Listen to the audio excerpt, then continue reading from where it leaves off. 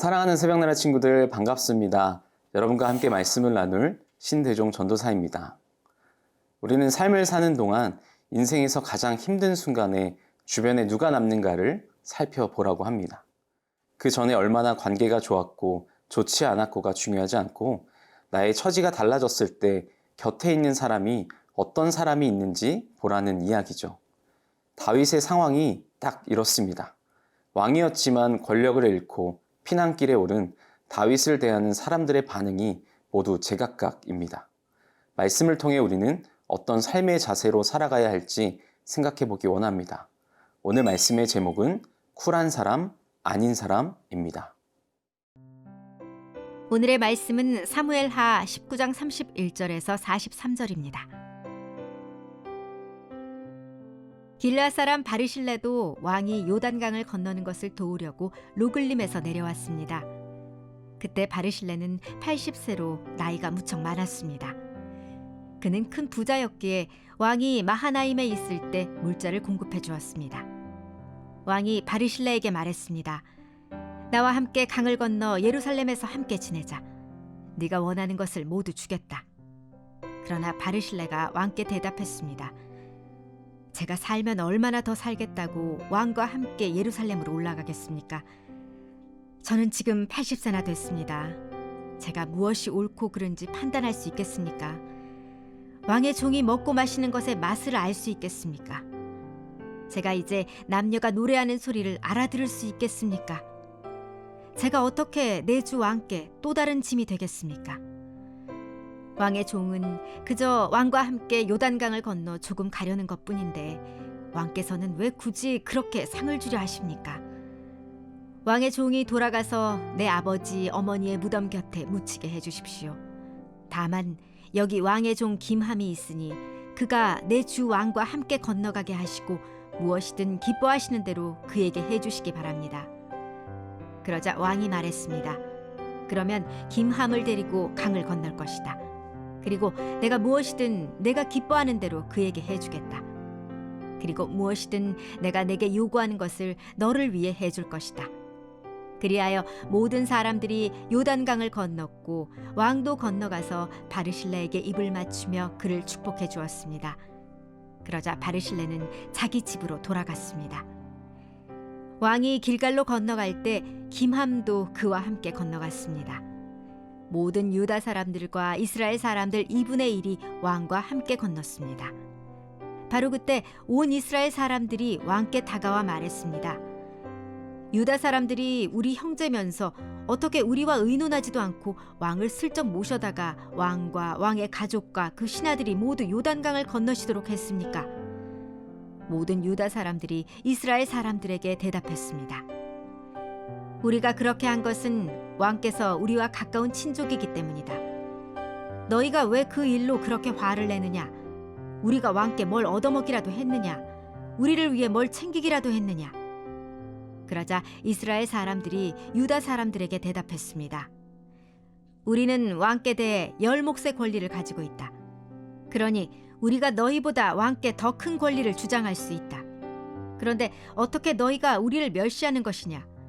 우리 왕을 다시 모셔오자고 먼저 말한 것은 우리가 아니냐? 그래도 유다 사람들이 이스라엘 사람들보다 더 강경하게 맞섰습니다. 다윗을 향해 가장 마음 따뜻한 섬김을 보여준 바르실레와 반대로 어떤 정치적 상황에 맞게 이기적인 이익을 추구하는 이스라엘 사람들의 모습이 대조됩니다. 먼저 길르앗 사람 바르실레가 다윗 왕을 이상적인 모습으로 섬겨주는 것을 볼 수 있습니다. 우리 함께 본문 31절과 32절 말씀을 보겠습니다. 길르앗 사람 바르실레도 왕이 요단강을 건너는 것을 도우려고 로글림에서 내려왔습니다. 그때 바르실레는 80세로 나이가 무척 많았습니다. 그는 큰 부자였기에 왕이 마하나임에 있을 때 물자를 공급해 주었습니다. 바르실레라는 사람은 원래 요단강 동편 길르앗에 살던 80세의 큰 부자였습니다. 그는 다윗이 압살롬을 피해 요단강을 건너 요단강 동편 마하나임에 왔을 때 다윗의 모든 필요를 공급했던 사람이었죠. 그렇게 다윗이 예루살렘으로 돌아가기 위해 요단강을 건너려 할 때 배웅을 나왔습니다. 다윗은 자신에게 은혜를 베푼 바르실레를 향해 나와 함께 예루살렘으로 갈 것을 권면합니다. 그동안 돌보아준 받은 은혜를 갚기 위함이었죠. 그래서 왕궁에 가서 편안한 삶을 살 것을 권면하는 것입니다. 그러나 바르실레는 자신이 다윗에게 베푼 호의는 무언가를 바랬기에 했던 행동이 아니었습니다. 오히려 왕에게 짐이 될 것이라고 오히려 다른 사람을 추천합니다.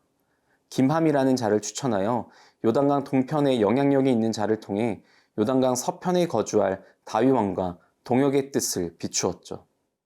이 얼마나 대단한 선택인지 모릅니다. 자신의 것만을 위해 호의호식하지 않고 베풀었으며 자신의 영광을 위해서가 아닌 왕을 위해 진심으로 섬기는 이상적인 모습을 보여주었습니다. 거기서 그치지 않고 다윗은 솔로몬에게 남기는 유언에서도 바르실레의 아들들을 잘 보살펴 줄 것을 당부함을 통해 진실된 마음으로 섬기는 사람에게는 하나님의 은혜가 대를 이어 충만하는 것을 다시 한번 알려주고 있습니다. 사랑하는 새벽나라 친구 여러분, 이 시대를 살아가다 보면 자신의 것을 나누며 산다는 것이 얼마나 힘이 드는 일인지 모릅니다. 더군다나 아무런 의도 없이 진심으로 섬기는 것 또한 더 어려운 일이죠. 그럼에도 바르실레가 보여준 모습을 우리는 기억해서 하나님의 사람으로서 우리는 어떤 삶의 자세와 마음가짐으로 살아가야 하나님께 기쁨이 되는지 생각해보는 하루가 되기를 소망합니다.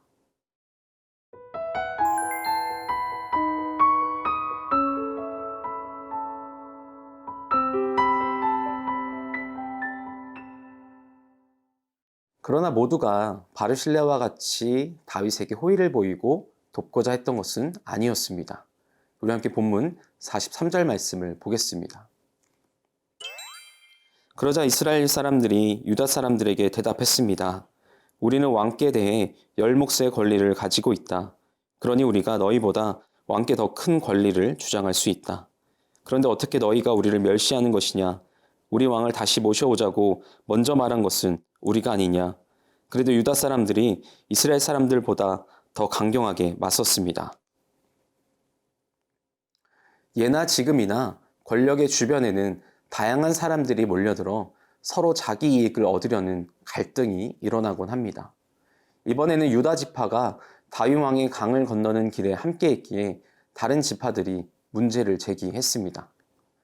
다윗 왕이 유다 지파만을 편애한다라는 것이죠. 유다 지파는 왕과 함께 강을 건넜을 뿐 그 어떤 특권과 특혜를 받지는 않았음을 강조했습니다. 그러나 나머지 지파들은 자신들이 다윗 왕에 대한 열몫을 가졌다고 주장하죠. 이는 다윗이 유다만의 왕이 아니라 온 이스라엘의 왕인데 왕권을 회복하는 일에 왜 유다만 동참하게 했느냐는 지적을 하고 있는 것입니다. 유다 지파의 말도 나머지 지파의 말도 각각 타당성이 있어 보입니다.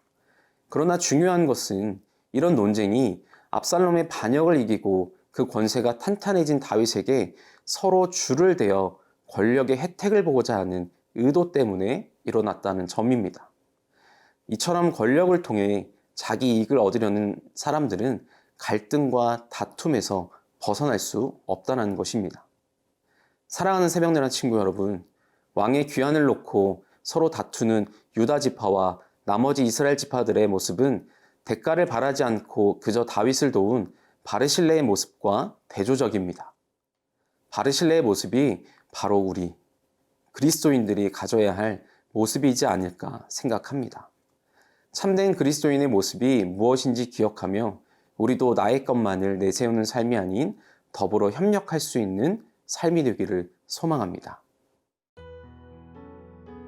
사랑의 하나님, 예수님을 통해 값없이 받은 사랑의 은혜를 잊지 않게 하시고 받은 사랑을 온전히 흘려보내는 축복의 통로가 되게 하여 주옵소서. 감사합니다. 예수님의 이름으로 기도합니다. 아멘.